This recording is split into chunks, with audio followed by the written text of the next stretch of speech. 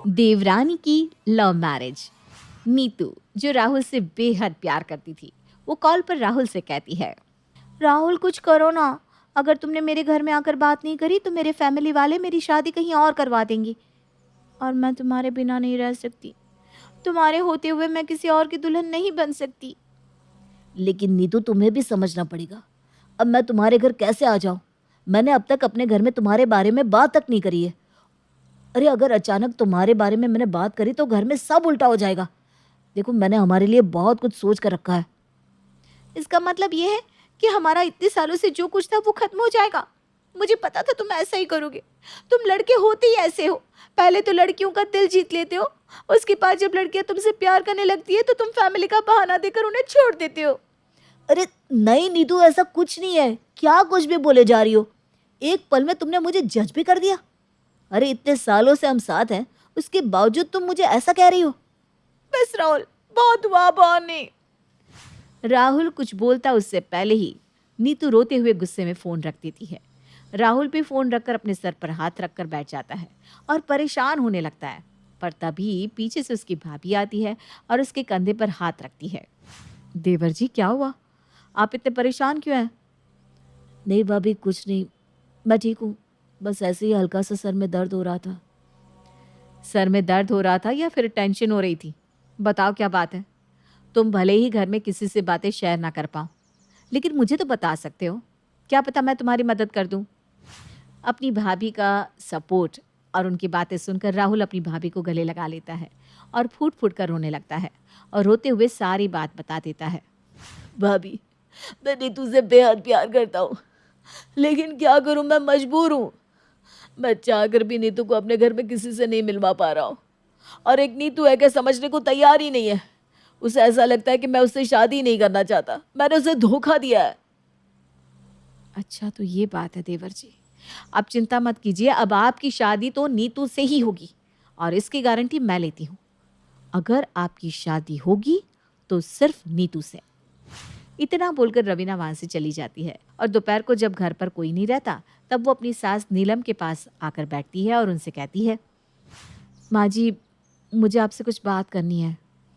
हाँ बहू, बता क्या बात है। माँ जी, मैं कह रही थी कि देवर जी अब बड़े हो गए हैं। मतलब वो इतने सेल्फ इंडिपेंडेंट हो गए कि वो अपना घर संभाल सकते हैं और इस घर में मैं भी ना अकेले काम करते करते थक जाती हूँ। तो क्यों ना हम अ, क्यों ना हम देवर जी के हाथ पीले कर दे। मेरा मतलब है उनकी शादी हो जाएगी तो इस घर में आपको एक बहू और मिल जाएगी और मुझे भी एक देवरानी मिल जाएगी और देवर जी को एक पार्टनर। क्योंकि ये उम्र ऐसी होती है कि हमें इस उम्र में एक पार्टनर की ज़रूरत होती ही होती है। कहीं ऐसा ना हो कि देवर जी किसी गलत रास्ते पर चल बैठे। मैंने उन्हें अक्सर देखा है, वो परेशान रहते हैं। मैंने तो उनसे कई बार पूछने की कोशिश करी, लेकिन उन्होंने मुझे कुछ बताया ही नहीं। रवीना की बात सुनकर नीलम उसकी बात से सहमत होती है और वो उसकी शादी करने के लिए हाँ कर देती है। लेकिन अब सवाल ये उठता है कि वो लड़की ढूंढे तो ढूंढे कहाँ से। और बस यही सवाल नीलम अपनी बहू रवीना से करती है। बहू, बात तो तूने बिल्कुल सही कही है, लेकिन सारी बात है लड़की के ऊपर। अगर लड़की अच्छी हो तो मैं उसकी शादी कल के कल कर दूं, लेकिन आजकल के टाइम पर लड़कियों को ढूंढने में भी तो टाइम लगता है। माँ जी, आप उसकी चिंता क्यों कर रही हो? अ, वो क्या है ना, देवर जी एक लड़की को पसंद करते हैं। वो आपसे ये बात बताने में डर रहे थे। उन्हें ऐसा लग रहा था कि कहीं आप उन्हें गलत ना समझ ले। अच्छा, मेरा बेटा इतना बड़ा हो गया है कि वो अब मुझसे बातें छुपाने लग गया। मुझे तो लगता था कि मेरा बेटा अब भी छोटा बच्चा है और वो सारी चीजें आकर मुझसे शेयर करता है। देखिए माँ जी, अब समय बदल चुका है। देवर जी बड़े हो गए हैं और उन्हें आपके गुस्से से डर लगता है। उन्हें डर लगता है कि कहीं आप इस रिश्ते के लिए मना ना कर दें। नहीं बहू, ऐसा नहीं है। तो राहुल को बोल देना कि तुम्हारी माँ तुम्हें बहुत समझती है। एक बार सामने से आकर बात तो करते। खैर कोई बात नहीं, उसको बोल देना नीतू को घर ले आए, मैं उसकी पसंद से मिल लूंगी। नीलम की बात सुनकर रवीना राहुल को फ़ोन करती है और उसे सारी बात बताती है। ये सुनकर राहुल बेहद खुश होता है और शाम को ही राहुल नीतू को अपने साथ अपने घर ले आता है। नीतू को देखकर नीलम उसे पसंद कर लेती है। अरे वाह, मेरी छोटी बहू तो बहुत ही खूबसूरत है। राहुल, कहाँ छुपा कर रखा था तूने नीतू को? वो माँ, राहुल शर्मा जाता है और कुछ नहीं बोलता। इस तरह नीलम नीतू को पसंद कर लेती है और अगले ही दिन राहुल का रिश्ता लेकर नीतू के घर चली जाती है। देखिए बहन जी, हमें इसकी शादी आपके बेटे से करवाने में कोई ऐतराज़ नहीं है। अब घर और वर अच्छा मिल रहा है तो हमें इसमें क्या ही दिक्कत हो सकती है। हमें ये रिश्ता मंजूर है। इस तरह राहुल और नीतू का रिश्ता पक्का हो जाता है और उन दोनों की बहुत जल्दी शादी भी हो जाती है। शादी के बाद नीतू अपने ससुराल को संभाल तो लेती है, लेकिन उसकी कुछ कुछ हरकत बहुत ही खराब थी। जैसे वो सुबह देर से उठा करती थी। ऐसे ही एक सुबह नीलम किचन में रवीना को अकेले खाना बनाता हुआ देखती है। उसको इस तरह अकेले काम करता देख वो उसके पास जाती है। ये क्या बहू, तू किचन में अकेले खाना बना रही है? छोटी बहू कहाँ है? वो नीतू तो अभी सो रही है, उठी नहीं है। मेरे ख्याल से वो कुछ ज़्यादा ही थक गई है। शादी वाली थकान उसकी अब तक गई नहीं है। रवीना की बात सुनने के बाद नीलम कुछ नहीं कहती और चुपचाप वहाँ से चली जाती है। समय गुजरता है और गुजरते समय के साथ नीलम अपनी बड़ी बहू को अकेले ही खाना बनाते और काम करता देखती। ये देखकर नीलम को बेहद गुस्सा आता है और एक दिन वो ना चाहते हुए भी नीतू को बोल देती है। नहीं तो बहू, तेरा ये ड्रामा कब तक चलता रहेगा? आखिर कब तक तू इस तरह देर से उठती रहेगी? माँ जी, ये क्या बोल रही हैं आप? मुझे देर से उठने की आदत है, ये बात तो सबको पता है। शादी से पहले ही मैंने राहुल को ये बात बता दी थी कि मैं तो देर से ही उठती हूँ। इससे माँ जी या घर में किसी और को प्रॉब्लम तो नहीं होगी ना? तो उसने तो मुझसे कहा कि नहीं, ऐसी कोई बात नहीं है, और ये भी कहा कि मैं अपनी मर्जी की मालकिन बनूंगी यहाँ पर। फिर आप मुझे क्यों रोक रही हैं? वो इसलिए क्योंकि इस घर में अभी तेरे पति की नहीं बल्कि तेरी सास की चलती है। तेरी सास अभी जिंदा है, इसलिए तुझे वही करना होगा जो मैं कह रही हूँ। माफ़ करना माँ जी, लेकिन मैंने राहुल को पहले ही बता दिया था। मुझसे आप सब कुछ करवा लेना, लेकिन मुझे जल्दी उठने को मत कहना। हाँ, तो सुबह का खाना कौन बनाएगा? अगर तुझे जल्दी ना उठाए तो मेरी बड़ी बहू अकेले कितना संभालेगी? इस घर में तेरे होते हुए भी उसको थोड़ी सी भी हेल्प नहीं मिल रही, तो तेरे होने ना होने का फ़ायदा ही क्या? देखिए मम्मी जी, मैं इस घर में नौकरानी बनने नहीं आई हूँ, इसलिए मुझे किसी चीज़ के लिए रोक टोक ना ही करे तो ज़्यादा अच्छा है। नीतू बदतमीजी से बात करके अपने कमरे में चली जाती है। तो वहीं नीलम को ये सब देखकर बहुत बुरा लगता है। वो अपनी आंखों में आंसू लिए अपनी बड़ी बहू से कहती है। देख रही है बहू, नीतू कितनी बदतमीजी से बात कर रही है। माँ जी, शायद गलती मेरी ही थी जो मैंने नीतू के लिए आपसे बात की। ना तो मैं देवर जी का साथ देती और ना ही नीतू इस घर में आती। रवीना और नीलम उदास हो जाते हैं। ऐसे ही समय गुजरता है और गुजरते समय के साथ नीतू अपना आलस दिखाती ही जाती है। एक दिन राहुल नीतू से कहता है। नीतू, बहुत ज़ोर से भूख लग रही है, प्लीज़ कुछ बना कर ले आओ ना। माफ़ करना राहुल, लेकिन किचन में तो मैं जा नहीं सकती। क्यों? किचन में तुम क्यों नहीं जा सकती? वो इसलिए क्योंकि किचन का जिम्मा दीदी ने संभाल रखा है। अब जब दीदी किचन छोड़ेगी तभी तो मैं वहाँ जाकर कुछ करूँगी ना। अगर आपको कुछ खाना है तो दीदी को बोल दीजिए, मुझसे तो नहीं होगा। इतना बोलकर नीतू मेकअप करने लगती है। ये देखकर राहुल को थोड़ा अजीब लगता है, लेकिन वो उस समय किसी से कुछ नहीं कहता और चुपचाप चला जाता है अपनी भाभी के पास। भाभी, ये घर में चल क्या रहा है? मैंने नीतू को खाने के लिए बोला तो उसने कहा कि मैं आपको कहूँ, क्योंकि किचन का जिम्मा आपने संभाल रखा है। पता नहीं देवर जी, आखिर इस घर में चल क्या रहा है। आपकी लव मैरिज हुई है और वो लव मैरिज करवाने वाली मैं थी, लेकिन अब तो लगता है कि शायद मैंने गलती ही कर दी आपकी लव मैरिज करवाकर। लेकिन भाभी, हुआ क्या है? आप ऐसे क्यों बोल रही हैं? बुरा मत मानना राहुल, लेकिन नीतू इस घर के लिए ठीक नहीं है। वो इस घर को क्या किसी भी घर को जोड़कर नहीं रख सकती, क्योंकि उसको ना तो किसी से बात करने की तमीज़ है और ना ही वो किसी से सीधे मुंह बात करती है। भाभी, ये सब कुछ मेरे सर से ऊपर जा रहा है। आप बातें गोल गोल क्यों घुमा रही हैं? सीधे सीधे बताइए ना, बात क्या है? राहुल की बात सुनकर रवीना उसे सारी बात बताती है और वो उसकी ये हरकत भी बताती है कि किस तरह वो जवाब देती है।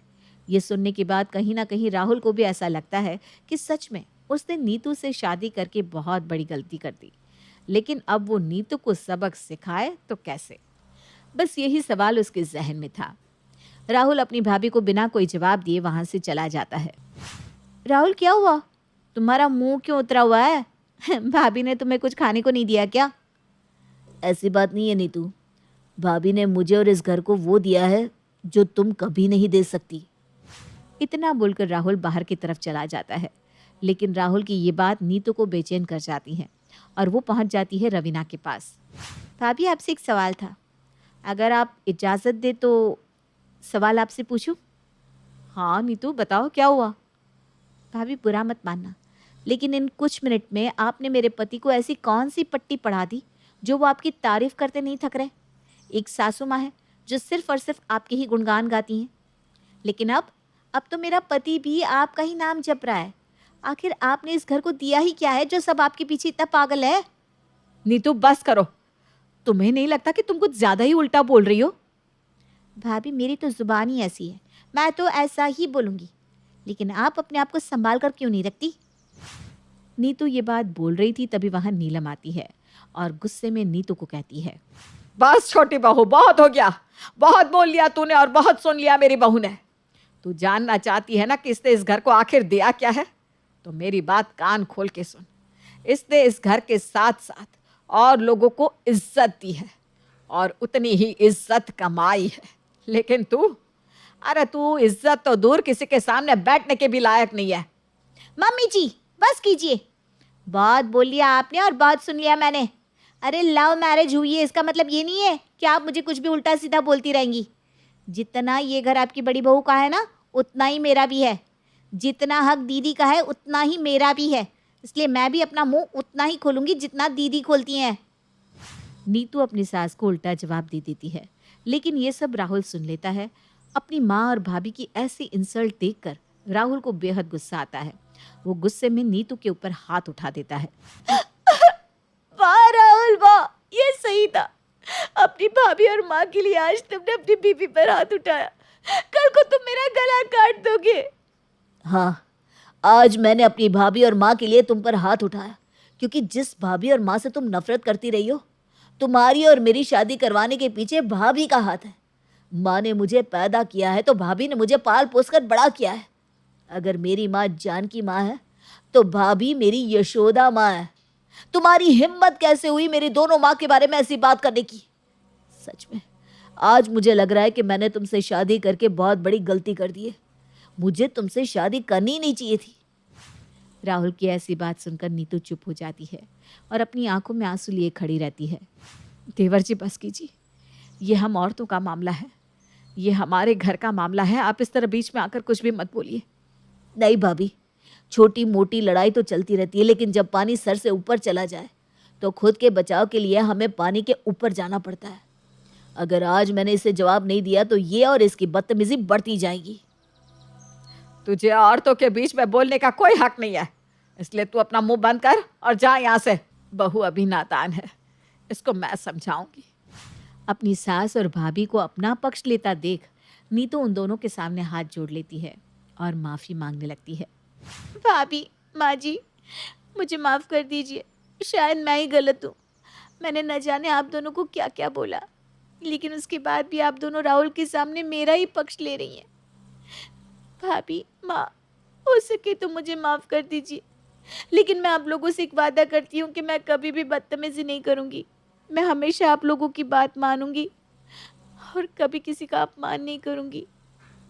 राहुल, आप मुझे माफ़ कर दीजिए। मैं आपसे वादा करती हूँ मैं कभी भी ऐसी कोई हरकत नहीं करूँगी जिससे आपको या हमारी फैमिली को किसी भी तरह की इंसल्ट देखनी पड़े। नीतू की बात सुनकर अब सब लोग उसे माफ़ कर देते हैं, जिसके बाद नीतू फिर से कभी भी अपनी सास और जेठानी की डिसरिस्पेक्ट नहीं करती और इस तरह अब सभी लोग एक साथ खुशी से रहने लगते हैं।